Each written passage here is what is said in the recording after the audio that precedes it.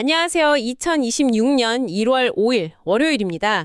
지난 주말에 정말 전 세계를 깜짝 놀라게 한 뉴스가 하나 있었죠. 바로 미군이 베네수엘라 수도 카라카스에서 군사작전을 벌여서 마두로 대통령을 체포했다는 소식입니다. 이 작전 이름이 오퍼레이션 앱스. 근데 여기서 정말 이상한 점이 하나 있습니다. 한 나라의 수도, 그것도 공군 기지 같은 핵심 시설을 타격하는 그런 대규모 작전이 어떻게 이렇게 감쪽같이 성공할 수 있었을까요? 보통 이런 작전에는 헬리콥터가 뜨기 마련이잖아요. 네, 그렇죠. 그 두두두두 하는 소음이랑 그 위압감은 몇 킬로미터 밖에서도 다 들리잖아요. 저도 예전에 집 위로 군용 헬기 지나가는 걸 본 적이 있는데 와, 온 동네가 울릴 정도였거든요. 맞아요. 그 소음이 엄청나죠. 겉보기엔 그냥 민간용 도심 항공 모빌리티 UAM 기업인 조비 에비에이션에 대한 기술 분석 자료들이에요. 근데 이걸 베네수엘라 사태랑 나란히 놓고 보면 완전히 새로운 그림이 그려지기 시작하죠. 오늘의 핵심 질문은 이겁니다. 소리 없는 비행체라는 기술이 어떻게 군사, 외교의 판도를 뒤흔드는 궁극의 전력 자산이 되는 걸까요? 우선 기존의 군사작전, 특히 헬기를 이용한 침투작전이 왜 요즘 들어서 한계에 부딪혔는지 그 얘기부터 짚어봐야 할 것 같아요. 소리는 곧 실패 확률이다. 맞습니다. 그 한 문장이 사실 모든 걸 요약하고 있죠. 결국 헬기가 가진 그 구조적인 한계 때문이거든요. 우리가 영화에서 흔히 보는 블랙호크나 치누크 같은 군용 헬기는 소음의 종합 선물 세트라고 할 수 있습니다. 소음의 종합 선물 세트요? 네. 일단 거대한 메인 로터가 공기를 때리면서 내는 그 저주파 소음이 있고요. 또 균형을 잡는 꼬리 로터의 날카로운 고주파음, 그리고 연료를 태우는 엔진 자체의 기계음까지. 이게 다 합쳐져서 엄청난 소음을 만들어내죠. 특히 야간에는 소리가 더 멀리 퍼진다고 하던데요. 그렇습니다.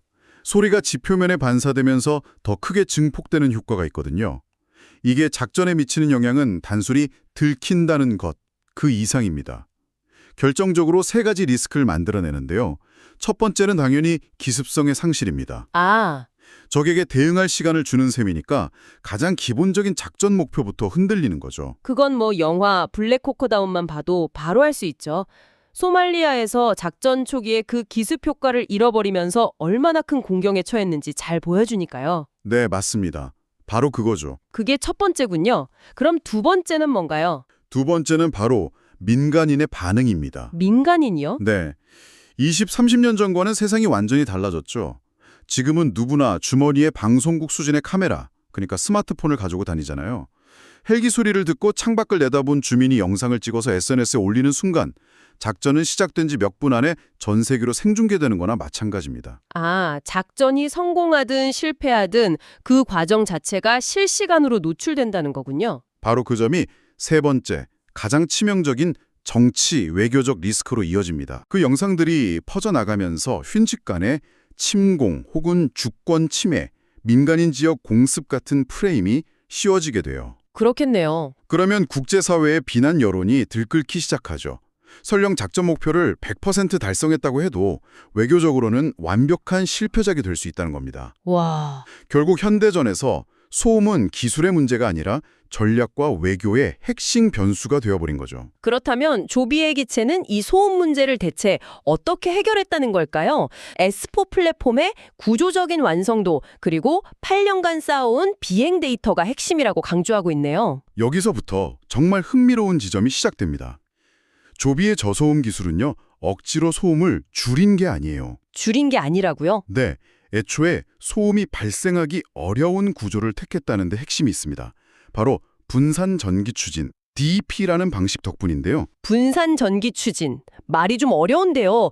이거 좀 쉽게 설명해 주실 수 있나요? 헬기처럼 한두 개의 거대한 로터로 모든 힘을 내는 게 아니고요. 여러 개의 작은 전기 로터에 힘을 분산시키는 방식입니다. 여러 개로요? 네.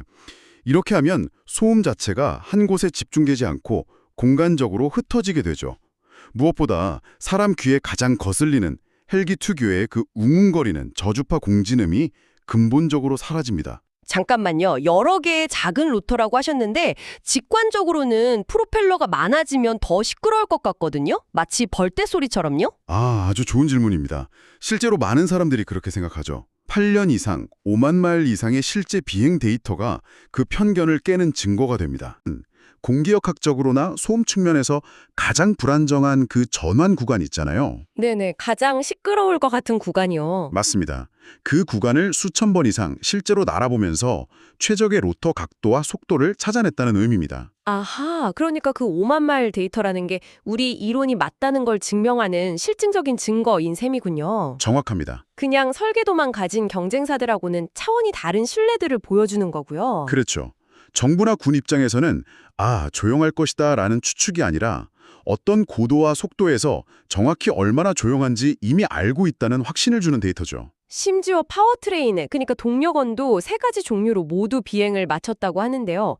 순수 전기, 수소 하이브리드, 그리고 마지막으로 자료에 아주 의미심장하게 쉬 하는 이모지가 붙어있는 이른바 가스터빈 하이브리드입니다.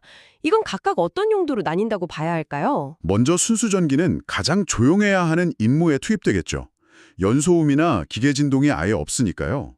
도심 깊숙이 침투해서 요인을 구출하거나 아무도 모르게 VIP를 이동시키는 말 그대로 유령 작전에 최적화된 방식입니다. 정말 고스트 임무라는 표현이 딱 어울리네요. 그럼 수소 하이브리드는 단순히 비행거리를 늘리기 위한 건가요? 단순히 거리를 늘리는 게 아니라 조용하게 거리를 늘린다는 게 핵심입니다. 조용하게? 네, 배터리보다 에너지 밀도가 높으니까요. 장거리 임무를 수행하면서도 순수 전기 모터의 저소음 특성은 그대로 유지할 수 있게 되는 거죠. 알겠습니다. 그럼 이제 문제의 그 3번째, 가스터빈 하이브리드의 정체는 뭡니까? 바로 이 부분이 이 자료 분석의 하이라이트입니다. 많은 사람들이 가스터빈이라는 단어 때문에 시끄러운 헬기를 떠올리지만 구조가 완전히 다릅니다. 어떻게 다른가요? 헬기는 터빈이 직접 로터를 돌리지만 여기서 터빈은 그저 조용히 전기를 만들어내는 발전기 역할만 합니다. 로터는 여전히 조용한 전기 모터로 돌아가고요. 그러니까 터빈 헬기가 아니라 터빈 발전기를 숨긴 전지 비행체군요. 바로 그겁니다. 장거리 비행 능력과 극도의 저소음이라는 서로 모순되어 보이는 두 가지 목표를 동시에 달성하는 방식이죠. 와, 이건 민간 시장에 공개적으로 자랑할 이유가 전혀 없는 완벽하게 군사적 목적을 위한 기술 조합이라고 할 수 있습니다. 알겠습니다. 그럼 기술 얘기는 이쯤 하고 다시 처음에 베네수엘라로 돌아가 보죠. 이 조용한 비행체가 카라카스 상공에 나타났다면 기존의 헬기 작전과는 대체 뭐가 어떻게 달라지는 건가요? 현대작전의 성패는 이제 전투력보다 정치적 파장에 결정한다고 아까 말씀드렸죠. 네는. 헬기 소음은 필연적으로 주민들의 이목을 끌고 이건 스마트폰 영상 촬영과 SNS 확산으로 이어져서 침공이라는 프레임을 만들어냅니다. 작전의 정당성 자체가 흔들리는 거죠. 하지만 조비의 기체는 그 프레임이 만들어질 거리 자체를 주지 않는다는 거군요. 맞습니다.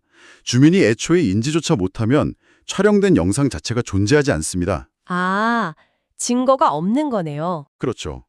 영상이 없으면 국제 여론전에서 공격받을 근거가 사라지죠. 외교적으로는 그런 작전이 있었는지 금시초문이다 라고 말할 수 있는 이른바 그럴듯한 부인, 플로저블 디나이어빌리티의 여지를 만들어주는 겁니다. 그러니까 단순히 적군을 기습하는 차원을 넘어서 전 세계 미디어와 여론을 상대로 한 정보전에서 처음부터 유리한 고지를 점하는 셈이네요. 맞습니다. 소음이 없다는 사실 하나가 군사 자산을 넘어서 외교 안정 장치가 된다는 말이 이제야 이해가 됩니다. 총보다 조용하지만 어쩌면 폭탄보다 더 강력한 정치적 억제 수단이 되는 셈이죠. 그리고 바로 이 지점에서 아까 말씀드린 가스터빈 하이브리드의 진짜 가치가 드러납니다. 그 쉿 이모지. 네, 국경을 넘나드는 장거리 비공개 임무나 아니면 해외 작전 중인 요원을 회수하는 것처럼 민간 기업이 대놓고 시험 비행을 할 수 없는 종류의 임무들, 그런 것들을 위한 것이라는 추측이 가능해지네요. 그렇습니다. 자료에서 굳이 쉿이라는 표현을 쓴 이유가 바로 그거죠. 장거리 침투, 분쟁 지역 은밀 투입, 혹은 정권 붕괴 시에 핵기술자 같은 핵심 인사를 아무도 모르게 확보하는 임무 등 공개적으로는 설명할 수 없는 군과 정보기관에게는 너무나 매력적인 옵션이거든요. 이 모든 군사적 가치를 듣고 보니 정말 대단한데요. 문득 이런 생각이 듭니다. 조비는 어쨌든 상장된 민간 기업이고 이 기체로 돈을 벌려면 미국 연방항공청 FAA의 인증을 받아야 하잖아요. 이 군사적 비밀병기 같은 기술이 민간 인증 절차와는 어떻게 연결되는 건가요? 그게 바로 조비의 가장 무서운 점입니다. 무서운 점이요? 이 군사적 가치와 상업적 가치가 정확히 일치한다는 점이죠. FAA가 도심 상공을 날아다닐 eVTOL 기체에게 가장 중요하게 묻는 질문이 뭘까요? 안전. 그렇죠. 바로 얼마나 안전한가, 그리고 얼마나 조용한가입니다.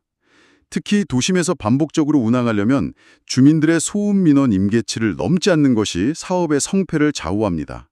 아, 그렇군요. 저는 완전히 다른 문제라고 생각했는데 결국 같은 질문으로 귀결되는 거네요. 맞습니다. 다른 경쟁사들이 시뮬레이션 데이터를 들이밀면서 우리 기체는 이론상 이만큼 조용할 겁니다 라고 주장할 때 조비는 전혀 다른 차원의 답을 내놓을 수 있습니다. 바로 그 5만 마일의 실제 비행 데이터겠군요. 그렇죠. 이론상이 아니라 이 고도에서 이 속도로 비행할 때 소음은 정확히 몇 데시벨입니다.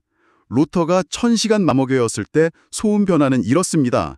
라는 식의 반박 불가능한 실측 데이터를 제출하는 거죠. 와, 이건 FAA 인증을 가장 빠르게 통과할 수 있는 치트키나 다름없습니다. 와. 듣고 보니 정말 그렇네요. 군에게는 스텔스 성능을 보장하는 증거가 되고 FAA에게는 도심 운항의 안정성을 보장하는 증거가 되는 양쪽에 모두 통하는 보정수표인 셈이군요. 그렇습니다. 정부나 군 입장에서도 이미 검증된 데이터를 바탕으로 기체를 도입할 수 있으니 별도의 복잡하고 값비싼 시험평가 과정을 대폭 줄일 수 있고요. 그야말로 모든 이해관계자들의 필요를 정확히 충족시키는 데이터인 셈입니다. 자, 조비의 저소음 기술은 단순히 비행기의 여러 스펙 중 하나가 아니었네요. 군에게는 들키지 않는 작전이라는 새로운 카드를, 정부에게는 외교적 리스크를 원천 차단하는 안전장치를, 그리고 정보기관에게는 누구도 모르게 움직일 수 있는 플랫폼을 제공하는 하나의 거대한 전략 인프라 그 자체였습니다. 결국 조비의 기체는 언제 무기를 장착할 것인가라는 질문이 좀 무의미한 것 같아요. 그렇죠. 이미 조용하다는 사실 자체가 가장 강력한 무기인 셈이니까요. 맞습니다. 오늘 분석을 통해 우리는 하나의 기술이 전쟁과 외교의 패러다임 자체를 어떻게 바꾸고 있는지 목격한 셈입니다. 작전 계획에서 소음이라는 변수를 거의 지워버릴 수 있다는 건 정말 새로운 시대가 열렸다는 신호나 마찬가지죠. 네.